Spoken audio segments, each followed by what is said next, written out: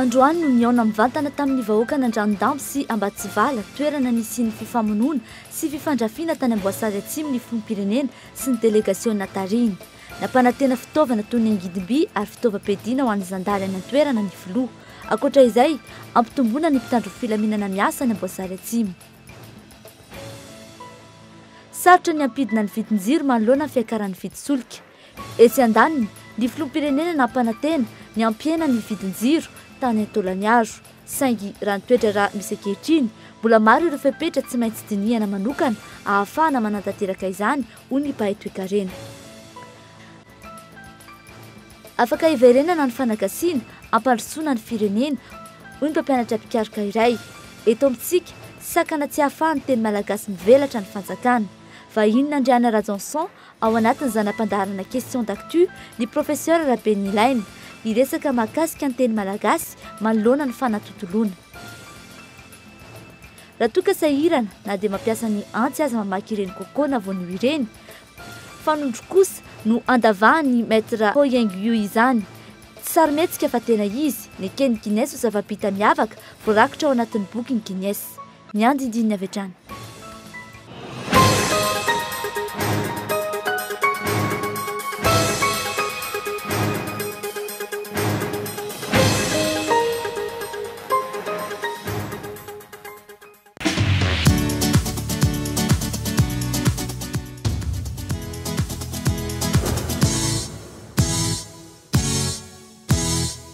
Senia Saada, groupe Colina, des mercantiles assurances avancent et deviennent Saham Assurance. 1, 2, 3. E fantatro fa en formula satria mampiasa formula madio eriza tonifony la satria borosina amin'ny formula tiary misy vaovao mahazo mahafinaritra zato amin'ilay zay mividy formula roa dia mahazo borosiny firay maimai-pona fianao nga ahoana ie tena maimai-pona arareo dia tsy isan'andro io fa voafetra ihany le fotoana mandehana takeden'izao a hiazaka zao eny amin'ny varotra mahazatra anao makaroa amin'ny dentifrice dia mahazo ray amin'le borosynify formula.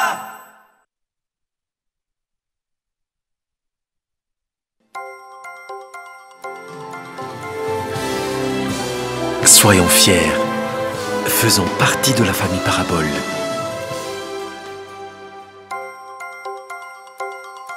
Parabole Madagascar, la télé comme je l'aime.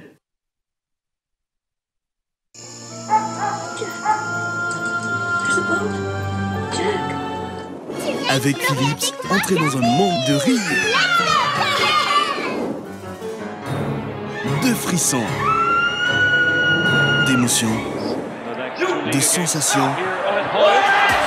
Vivez le grand spectacle de la Coupe du Monde avec la série 9000 de Philips, la Smart TV à écran 65 pouces Smart, LED Ultra HD.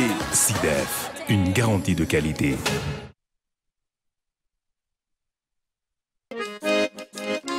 Amizay fa raiky tsara ela ny andrasa tenisa any eny ty lira vo liroliro bandy Cyril ao Antsahamanitra ala 12 jona amin'ny telora olo Cyril sy ny folongony da atora be ny tsara olo ga etsetsetsetra ry bandy sy tagaka ty lira vo liroliro ty sovalina vo ty zany tatika lesarety de tonga fa hijery fiety. Sponsor BKG, Comadis, Média officiel, Dreamin, partenaire Titandrazan, RDJ, ASM Radio, Cool TV, Mamicom. Un événement One Vision.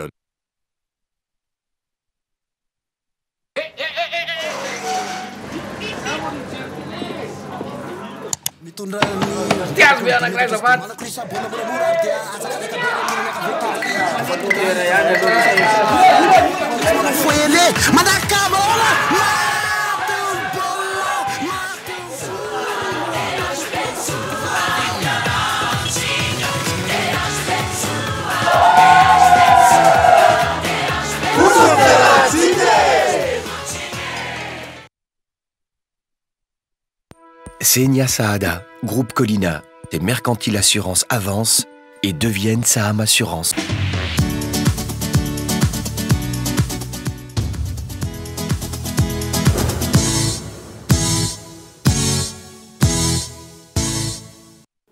Ankafaliana trano tomboky lasy tomboky vavy ny tsidina ny tokantranonao amin'izao hariva izao.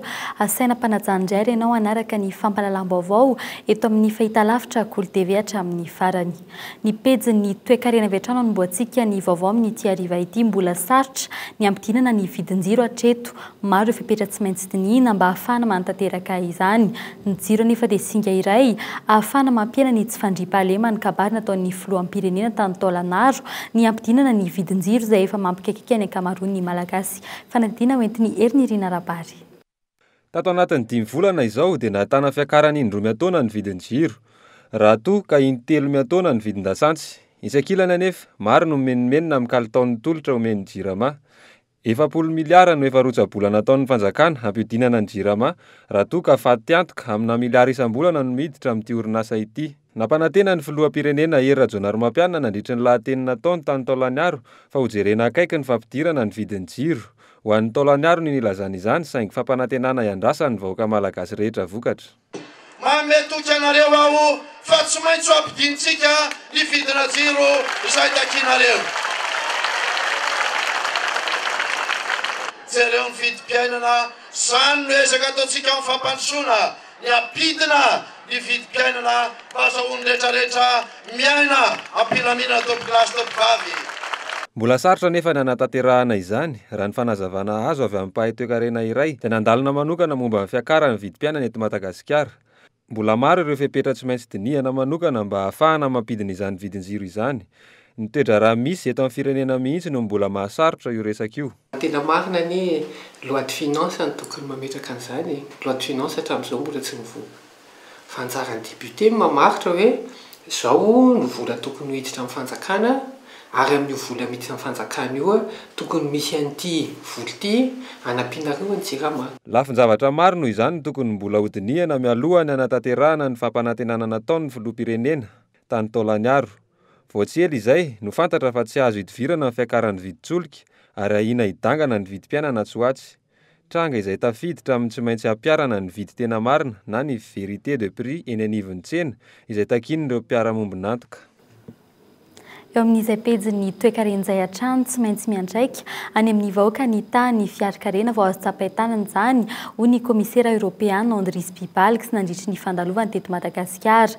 Ity mpanara-maso avy amin'ny vondrona Europeana ity izay nanipika fa tsy hotratra ny fitombon'ny ara-karena 700 izay nifaretan'ny gouvernement Takolo Roger tamin'ny fandarana tsakapoben'ny fanjakana. Ilaina kosa ny fitombona 7 hatramin'ny 100 isan-taona hamoahana ny firenena amin'ny krizy. Fanampanazavana. Il faut toujours donner les services de base et tsy maintsy toizana ny fametrahana foto-drafitrasa ifotony ary mila atao ny amalina ny filanimponina.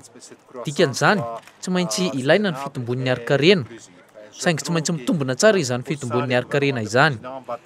Heverina fa hiasa mafy amin'izany ny gouvernement tany filoha mba hiantefa amin'ny vahoaka rehetra izany. Amin'izao fotoana izao tsy mbola izay no hitako lara-pahamehana saingy fantatro fa manana finiavana lehibe amin'izany ny gouvernement. Quand sérieux et pas attendez que la situation est très aggravée. Tao anatin'ny kabarin'ny filoham-pirenena omaly tany Taolagnaro nanambarany fa ataony fahaindohan-draharaha ny famerenana aingana ny fandriam-pahalemana any Atsimo. Niona tamin'ny vahoaka an'Amboasary Atsimo ny filoha Hery Rajaonarimampianina androany. Ity distrika iray ao anatin'ny faritra Nosy ity izay vao avy nianjadiny ny tsy fandriam-pahalemana ny iray volana lasa izay. Tsy maintsy averina ny filaminana ho ny filoha nampanantena angidy-by sy fitaovana ho an'ireo zandary miasa ny antoeran'izy mba hamerenana indray izay fandriam-pahalemana izay. Ny fandalovan'ny filoha tany ihany koa ny lehiben'ny komandan'ny zandarmaria tao Toliara ny amin'ny tokony hanampiana isa ireo zandary amin'ny faritra Iatidy. Ny fanampanazavana. Anisan'ny tanjona izay tratrarintsika ny ametrahana fandriam-pahalemana ary raha vao miresaka tsy fandriam-pahalemana dia matetika mitodika aty atsimon'ny olona dia hosana atrive dia ho aty no isin'ny tsy fandriam-pahalemana nefa vao eo ano milaza fa ianareo no nisansangany amin'ny fihavanam-pirenena. Eo amin'ny raharaha politika kosa indray fantatra itolakandro io fa nitsangana ny rantsana mapara manoana ny programa nasan'ny filoham-pirenena Hery Rajaonarimampianina izay miaradia amin'ny Maharanto Jean de Dieu mpandrina nasionaly nyity vondrona politika ity. Raha ny fanazavana azo avy amin'ny loharan'ny baovao akaiky ny filoha teo aloha Andry Rajoelina androany dia hoe tsy vaky ny mapara ary io porofo ny fanohanan'izy ireo ny filoham-pirenena ny fitsinty elatra iray ity fantatra kosa fa hijanona ho vondrona parlementaire iray ihany ny mapara. Fa hivadika pejy hafa tanteraka kosa indray isika fanadidina manokana na sarotra aza ny fiainana misy hatrany ny olona azo alain-tahaka ary tsy voatery olona malaza zany fetiny iray raha ampitso nanao fananina izahay nanatona raim-pianakaviana iray monina eny amin'ny Akamasoandralanitra efa ho 2 taona zao nandalo sedram-piainana maromaro izy nefa kehitriny efa mahaleo tena tanteraka fandadina hoetiny Michelana Narjon. Rakotomandimby Rodolphe, raim-pianakaviana iray 40 taona monina eny amin'ny Akamasoandralanitra. Ny tsy fahampiana izy teo amin'ny ray aman-dreniny no antony voalohany nahatongavany teny. Izay ho tany ambavoatra aloha mipetraka tao aloha. Dia izay miralany tany. Romain teo dia teny le fasarana teo dia taty zany zareo tsy misy miteny hoe ny Akamaso misy afaka navitra ny fiainanareo dia taty izy. Fa dia nisy fotoana nisy dona lehibe dona tamy ray laza nisy nanavansa zany tamin'izay fotoana zany dia potika le voly dia tsisy nafanena navitena tsona dia niakatra taty zay. Ny taona 577 izy no tonga teny, izany hoe teo amin'ny 720 taonany. Nanome asa azy avy hatrany Père Pedro ary teo no nitoy ny fisedrana maro samihafa. Manevra koa ny karamarestra zany 510 dia avy sondra dia 9 maso tamin'izany fotoana zany le manao tsy hoe manevra avy anao dia tsy hoe ambany fahaizan'olo zareo dia ohatrany izay tiany zareo natao aminao indrindra fa resaka karama tamin'izany fotoana zany dia inona tonga na niezaka zany io mba tokony tsy hatsamina tsony zao zavatra zao nirenao aloha zany mba hiezaka. Ny taona 2000 izy no nanambady ary niteraka ny zanany voalohany, 4 ny zanany ankehitriny. Taratry ny ezaka sy ny fikirizana ary ny fiafiana azo lazaina fa milamina ny fiainany. Noho ny fahatokisan'ny Père Pedro azy manoloana ny toetra mendrika nasehony na dia mafy aza ny fiainana ary maro ny fakapanany situna azy, chef de chantier Rodolphe ankehitriny. Niala tamin'ny 500 sy ny 900 ariary mahavelona ny vady aman-janany ara-dalàna izy amin'izao fotoana izao. Azo tenanareo zany dia hoe efa mahavelona ny fianakaviana fa amin'ny tafita aloha mbola sarotra be. Sarotra ny tafita. Azo ambara fa mianam-pifaliana ary mahay mionona amin'ny fari-piainana izy mianakavy ireto ankehitriny. Na dia teo aza ny lalam-piainana sarotra ny diaviny dia raim-pianakaviana feno ary azo ambara fa tsy nangataka amin'ny hafa i Rakotomandimby Rodolphe. Manoloana izany, manakambara izy manoloana izao fetiny ray rampitso izao. Raha ny nambarany, isan'ny ilain'ny raim-pianakaviana ny vavaka. Voalohany indrindra aloha, raha manomboka ao mahatsiaro saina zany ny lehilahy ray tokony hiala amin'ireo ny fanandriana manodidina resaka ara-materiala sy ara-batana zany iny tokony hialana mihitsy aloha zany fa ny toetrany tokony ambaran'ilay dia manaraka an'Andriamanitra mitodika an'Andriamanitra zay aloha voalohany indrindra. Dia tokony raha tafiditra anatin'ilay fianakaviana ny raim-pianakaviana dia tokony tsy eritreritra afa-tsy ny ho avin'ilay fianakaviana sy eritreretiny indrindra fa ny zanany. Iray amin'ireo fianakaviana maro miisa 427 nampiny Père Pedro i Rakotomandimby Rodolphe mianakavy. Raha ny taremarika, 20 isan'andro no tonga eny amin'ny Akamasoa mangataka fanampiana. Misy kosa anefa ireo efa mahazo fanampiana nefa tsy maharitra noho ny tsy fikirizana, ny tsy fiafiana ary ny fanantenana ahazo vola tampoka sy ny hoe ahazo vola mora foana. Tsy mba isan'izany i Rodolphe izay azo ambara fa raim-pianakaviana modely ety amin'ny Akamasoa.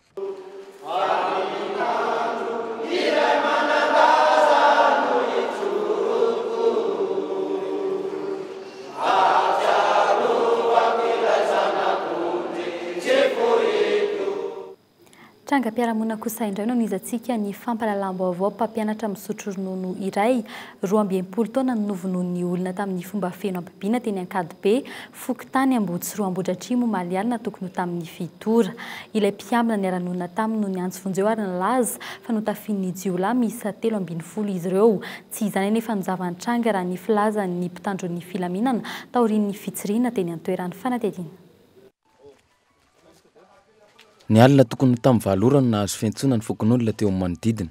Teo am-piandohana dia nilaza ilay mpiambina fa olona 30 nitondra fitaovam-piadiana no nanafika azy ireo ka lasany ihany ny tompo-trano.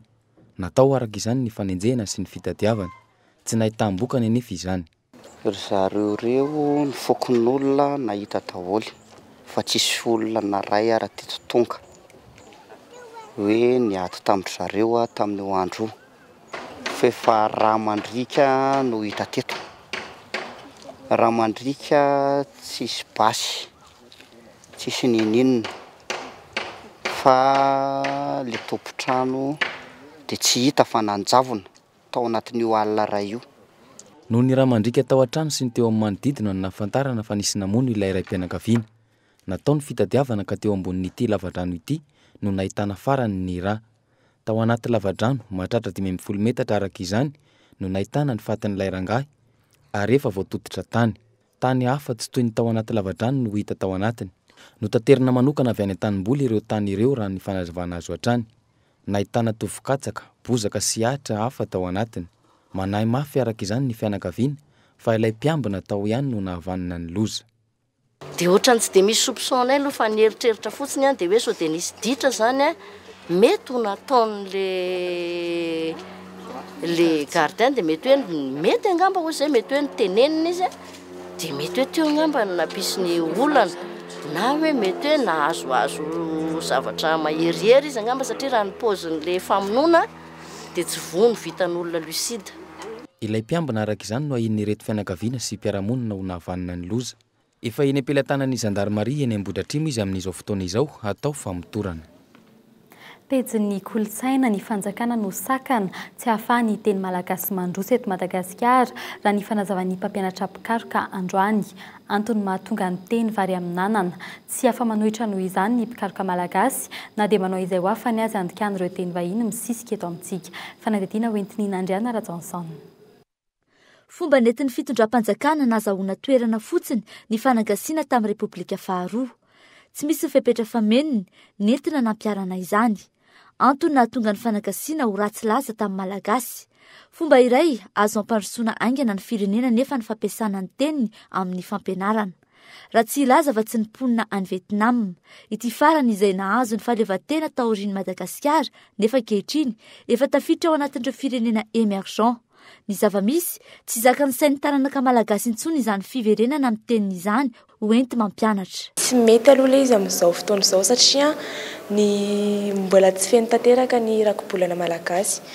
Izany hoe tsy afaka hitana mampianatra izany ilay izy satria misy teny mbola tsy feno, mbola tsy voafehan'ny gasy. Mbola tsy ampy tsara ny teny ao anatin'ny rako-bolana malagasy dia mety misy teny hafa tsy fantatra raha tsy amin'ny teny frantsay sy ny any amin'ny teny ivelany any angambany. Vonona vetrany ny mpampianatra mpikaroka raha toa ka mandidy sy manana politika mpanjakana momba ny fampianarana amin'ny teny malagasy izay ny fitondrana misy ankehitriny. Tsy tokony hiandry ela intsony ny fanapahan-kevitra raha tsy izany dia ho faty ny teny malagasy raha ny fanazavana. Azo tanterahina tsara eto Madagasikara izany fampianarana amin'ny teny malagasy izany ary tsy anovana inona na inona amin'ny fari-pahalalan'ny mpianatra. Tsy mipetraka intsony hatreto le fiandrianan'ny teny. Efa ny teny vahiny ankehitriny no andrianina. Tanjon'ny Akademia Malagasy amin'ity iray volany teny malagasy ity, ny hamerenana indray ny asin'ny tenindreny amin'ny alalan'ny fanabeazana ka ny fampianarana ny lohalaharana. Ka raha mitapa-kevitra ny fanjakana fa hoe soa ho an'ny firenena ny ampitana ny fahaizana mampahalalo amin'ny teny malagasy dia maka fanapahan-kevitra izy amin'izany. Dia manangana sampandraharaha anankiray iray manontolo na manangona ny manam-pahaizana rehetra isaky ny sehatra hamolavola ny voambola sehatra ahafahana miroso amin'ny fampiasana ny teny malagasy ho teny eto mampianatra. Any ivelany, nahatafiditra voambolana miisa 200 sahady izao ny rako-bolana Le Petit Robert tamin'ity taona 2024 ity. Eto amintsika, miady irery ny mpampianatra mpikaroka noho ny tsy firarahin'ny fitondram-panjakana. Fa tahaka ny mahazatra rehefa asa-botsy tahaka izao manambahiny ny sampana fampahalalam-baovao ao anatin'ny zanam-pandarana question d'actu tsy izany fa ny profesora Rabenlaina iresaka indrindra ny mahakasika ny teny malagasy malona ny fanatotoloana.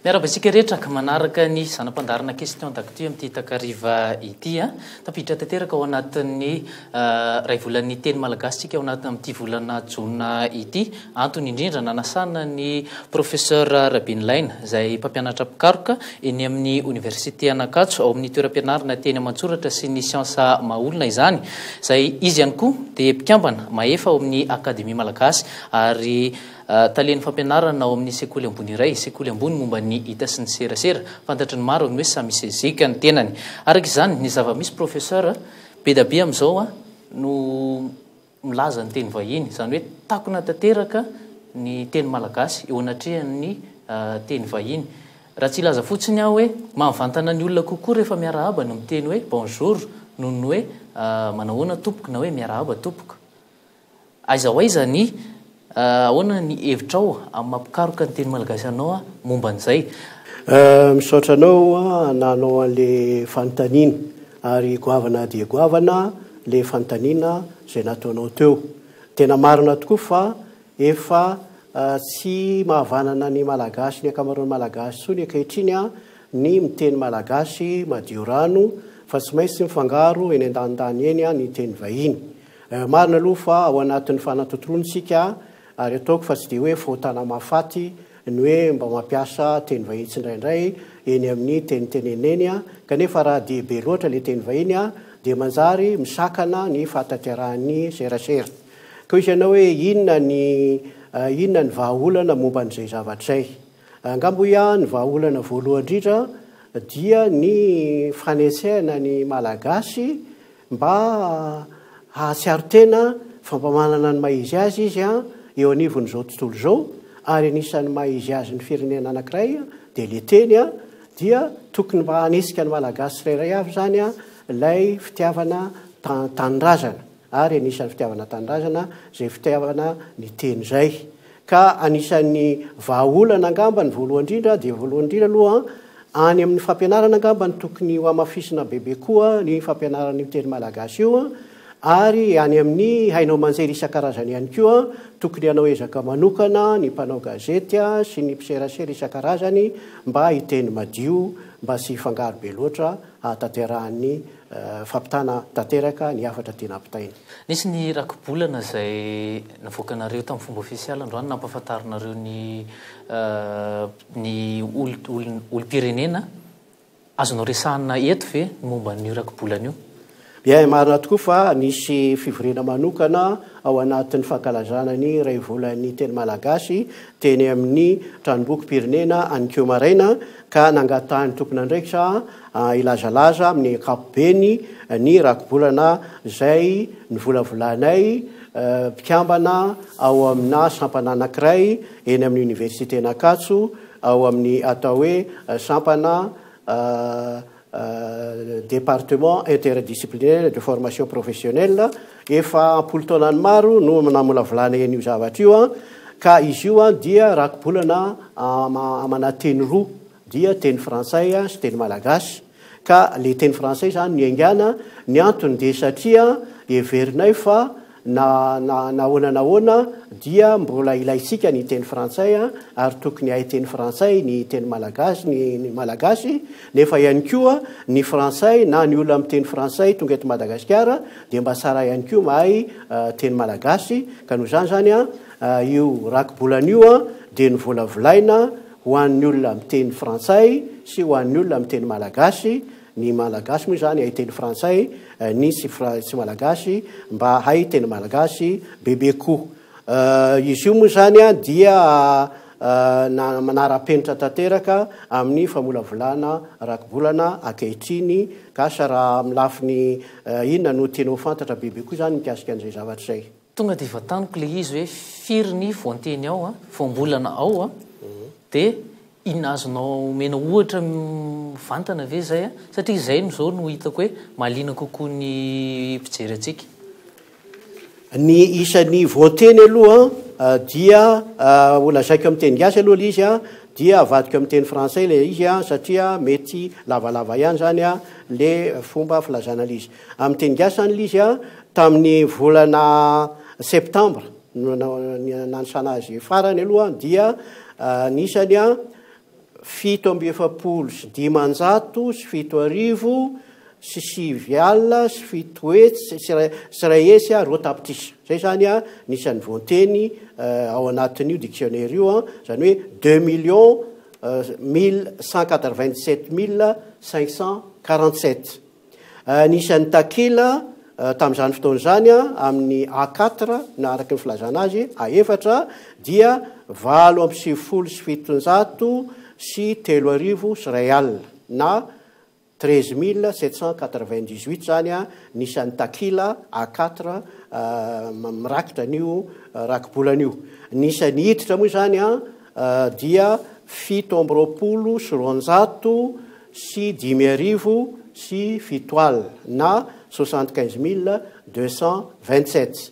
Ka io rakibolan'io zany a dia niarahanay namolavola tamin'ny édition Ambositany eny Analamahitsy ary io trano mpanota boky io moa zany a no tena mandray tanteraka ny fanatotosana azy ka tsy mbola tafaresaka tamin'izay moa zany a talohan'izao fionatsika zao a fa raha ny tokony izy a tokony hoe fa any amin'ny fanontana prity io rakibolan'io a zay vinavinaina eo amin'ny tsy lasaky ny takila 2,000 eo zany le izy a zany hoe goavagoavana ihany ilay rakibolana.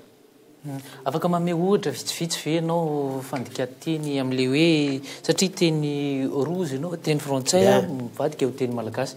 Ay ohatra hoe ny information zao a ny antikany azy de hoe hita ilazana an'le hoe anafoezana hoe fampitam-baovao. Ohatra ihany koa hoe déontologie zao dia hoe fanazana ny fisipitoratena eo amin'ny asa atao salala amin'izay zany zany hoe sy eto ambany masoko daholo moa zany izy rehetrarehetra fa dia le ohatra ny meko anao teo ohatra ny ilazako hoe salala amin'izay hatrany hatrany zany a le fomba andikanay an'ilay voanteny. Ino moa ny anaran'le rakibolana? Ny rakibolana moa zany dia nomeneny anarana hoe vita soa.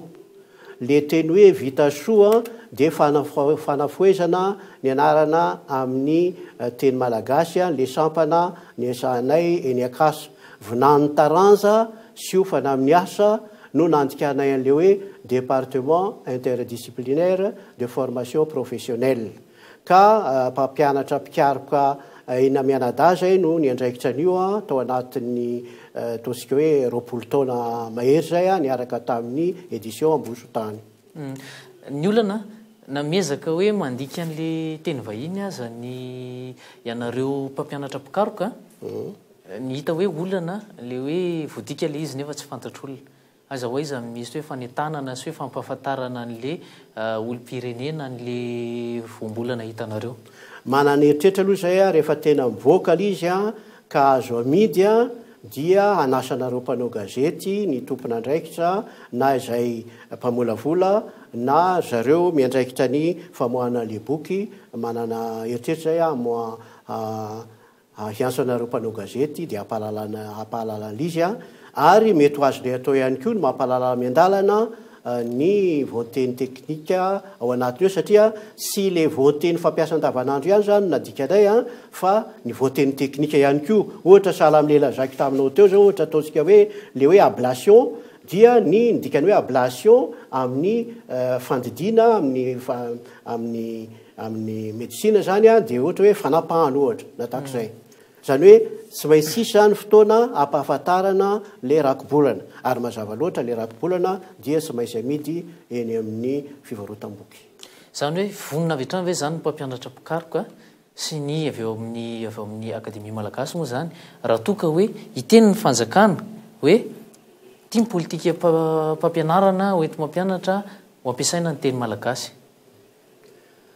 Raha vonona ny fanjakana ka manome ny fitaovana manome ny olona manome ny vola ilaina amin'izany sy ny toerana anaovana izy satria zavatra goava zany ary ny firenena rehetra eran'izao tontolo zao indrindra ny firenena ataontsika hoe mbola eo anatiny andalam-pandrosoana dia nanao an'izay daholo ohatra hoe ny havatsika any Indonésia dia tamin'ny fotoan'androny dia namory ny olona rehetra mahafehy tsara ny teny indonésiana manerana ny firenena indonésiana dia navondrona dia nahafonona zareo ny atao hoe bahasa indonésia dia rahantsika malalala ihany koa fa ny koreana koa dia nanao zavatra sala amin'izay ny vietnamiana ny firenena rehetra zay mahasiaro tena hoe mahasiaro tena ny mpitondra ao aminy fa hoe tsy maintsy mandroso a dia nanao naka an'izay fanaovana politika zay hoe angonina daholo ny olona manampaizana rehetrarehetra amin'ny sehatra rehetrarehetra amolavola voambola sehatra ahafahana ataontsika hoe mapita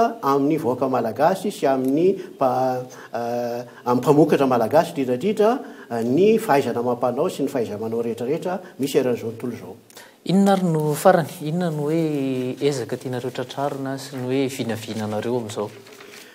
Ny vinavina aloha angambany raha ny tena marina mba tiako tenenina kely eto ihany koa zany a ny vokatra asa nataonay mikasika ny atao hoe voambola sehatra anankiray eo amin'ny sehatry ny sekoly atao hoe samisy eziky ny resanao teo nanomboka tamin'ny 2009 na hoe 2009 zay dia namolaka ny taranja hita serasera na hoe ny information ny journalisme sy ny communication namolaka an'izy amin'ny teny malagasy dia nangononay zany ny voateny rehetrarehetra mikasika ny zavatra io dia angamba amin'ity volanyity arahatandriny dia amin'ny volana ambony mety avoakanay ihany koa zany eo amin'ny sehatrina sekoly ambony tsy miankina amin'ny fanjakana zay atao hoe samisy ezika ao amin'ny collège masina misely dia ampahafantarana ihany koa zany io ohatra anankiray anehoana fa azo atao dia azo atao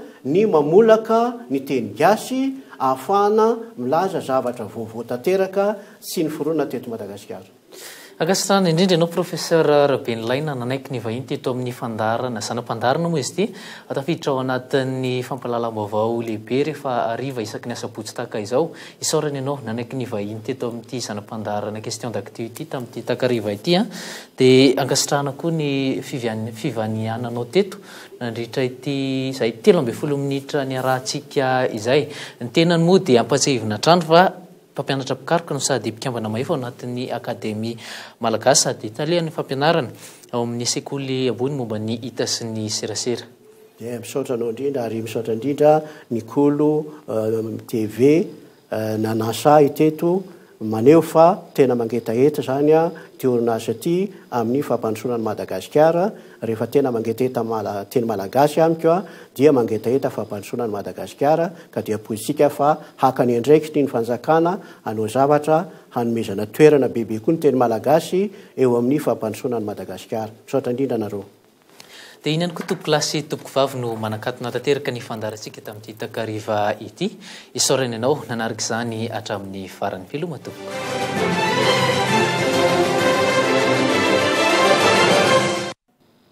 Isaorana Andriana Rajanson nandray ny vahiny tao anatin'ny zanam-pandarana